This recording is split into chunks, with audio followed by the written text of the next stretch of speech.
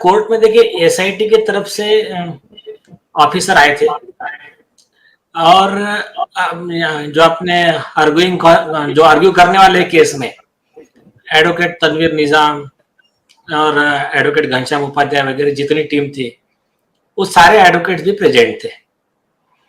तो सुबह से लेकर शाम तक ये उपाध्याय जी जो है चीफ जस्टिस, इन्होंने वो 906 नंबर का, बाकी दूसरे 2-4 मैटर लिए, लेकिन जो 906 नंबर का मैटर है कि वो राशन का ठेका, उसके जो रूल बनाए हैं तो उसमें कुछ लोगों को मिल रहा है, कुछ लोग उससे डिस्क्वालीफाई हो रहे हैं, तो वो मैटर पूरा दिन भर चलाया उन्होंने। तो वो मैटर उनके लिए ज्यादा इंपॉर्टेंट था। वो किसी का, देखो क्या है कि किसी का मर्डर हो गया, गैंगरेप हो गया, सारा देश सारी दुनिया के लोग पूछ रहे क्या हो गया, सच जानना चाह रहे हैं, जस्टिस चाह रहे हैं, तो वो इम्पोर्टेंट उतना नहीं था जितना वो राशन का एक वो ठेका जो है वो वाला एक इम्पोर्टेंट विषय था उनके लिए। तो उन्होंने फिर पूरा उस पर ये किया और उसको आर्गुमेंट करके रिजर्व ऑर्डर वगैरह सब कर दिया। और ये जो उनकी नजर में थोड़ा सा कम इम्पोर्टेंट मैटर था, इसको इन्होंने 4 महीने का डेट दे दिया, उसको नवंबर 13 नवंबर के लिए भेज दिया है। तो ये उस दिन का इन शॉर्ट। मैं नीलेश जी, हमारे दर्शक भी जानना चाहते हैं और मैं भी ये जानना चाहता हूं कि ये मामला दिशा और सुशांत दोनों का निर्भया केस से क्या किसी भी मामले में कमतर है या उससे भी अधिक संगीन है? वो तो संगीन था ही, उससे किसी भी मामले में कमतर नहीं है। अगर नहीं है तो कैसे नहीं है? सुनिए, निर्भया मामला जो था उसमें तो ठीक है, एफआईआर हो गया, पब्लिक रोड पे आई, उस पूरा देश जाग खड़ा हुआ और एफआईआर होके आरोपी अरेस्ट होके सजा हुई। अब उसमें के जो आरोपी थे वो जनरल आरोपी थे। ये केस के जो आरोपी है ये बहुत ऊंचे पद पे, कोई मिनिस्टर, कोई एक्टर, ऐसे लोग हैं, और कोई पुलिस ऑफिसर भी आरोपी है इसमें। यहां तक कि आपने उस समय के होम मिनिस्टर, उस समय इसमें आवाज कट गई थी शायद। नहीं, हाँ बोलिए, आ रही है। हाँ, तो ये जो बड़े बड़े आरोपी है, इसका केस एक ज्यादा सीरियस है, क्योंकि ये लोग इतने प्रभावशाली है। तो ये ऐसी मानसिकता के लोग समाज में रहेंगे तो ये कितना ज्यादा अन्याय करेंगे लोगों पे। किसी मैटर में एफआईआर रजिस्टर होना, आरोपी को अरेस्ट होना, सजा होना, इसका उद्देश्य क्या रहता है कि समाज को हम पोल्यूट नहीं होने दे सकते, ऐसे आरोपी को समाज से दूर रखना है, ये हमारी न्याय व्यवस्था कहती है।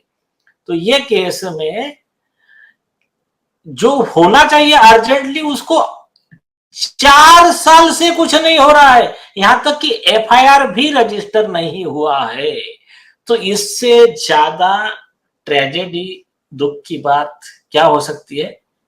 तो अभी नीलेश जी, क्या कानून में ऐसी कोई सुविधा है कि कोई भी अदालत किसी भी एक केस को कितने दिन तक सुनवाई न करने के लिए टाल सकता है? कोई इसकी समय सीमा है या ये प्रेरोगेटिव है जजेस का? ये उनके बुद्धिमत्ता पर छोड़ दिया गया है कि वो जो निर्णय करेंगे वही सर्वमान्य होगा। वो चाहे तो अनंत काल तक के लिए टाल सकते हैं, क्योंकि इस मामले में भी तो 1 साल से ज्यादा हो गया आएगा, 1 साल 3 महीना हो जाएगा। सुनिए, अभी मैं 5 से 7 मिनट में कंक्लूड करता हूँ। इसी केस का बहुत इंपॉर्टेंट काम चालू है, आपको बताया है मैंने, और सिर्फ आपके रिक्वेस्ट पे आया हूँ, बाकी कई जी किसी को इंटरव्यू नहीं दिया, सिर्फ आपके रिक्वेस्ट पे आया हूँ। मैं कंप्लीट करता हूँ बात को। पहली चीज, उसमें एक डिस्क्रिशन वर्ड रहता है ना जो जज का, तो डिस्क्रिशन के ऊपर में एक कानून है, उसमें सुप्रीम कोर्ट ने मेडिकल काउंसिल वाला 2016 का जजमेंट है, जिसमें इलाहाबाद हाई कोर्ट के जज को आरोपी बनाया गया, जिसमें सीबीआई ने चार्जशीट फाइल की है। तो उसमें सुप्रीम कोर्ट ने लिखा है, पहले से भी कानून था, उस केस में और क्लियर हो गया कि जज शुड नॉट एक्ट लाइक, मतलब कैसा कि ये टर्म्स में वो काम नहीं कर सकती कि what pleases the Prince has the force of law, मैं हूं राजा, मुझे जो लगेगा वो कानून, ये अधिकार नहीं है जजेस को। They are bound to act in due and diligent manner, और the discretion should not be at whim and caprice of the judge, but it should be guided by sound principle of law। अब sound principle of law क्या है? अभी उसमें clear है कि ये rape का केस है, ऐसे जो केस है इसको प्रायोरिटी पे लेना है, एक। दूसरा, आपको अर्नब गोस्वामी के केस में और कई केस में, लेकिन खास करके अर्नब गोस्वामी के केस में अभी की जो सीजिया है चंद्रचूड़ जी, इन्होंने क्लियर लिखा है लॉर्ड डेनिंग को कोट करके कि जब भी कभी सिटीजन्स के लाइफ एंड लिबर्टी का सवाल आता है, तब जज को अपने हाथ के सारे काम बाजू में रखकर ये काम सुनना चाहिए। ये केस गन्ने की कड़ी बुनियाद, जिसे मराठी में खुडक्या और कुछ उत्तर भारत के क्षेत्रों में खुटकी भी कहा जाता है, उसे केवल भोलानाथ का 2-in-1 बैटरी ऑपरेटेड हार्वेस्टर कम ब्रश कटर आसानी से और बिना रुकावट के काट सकता है।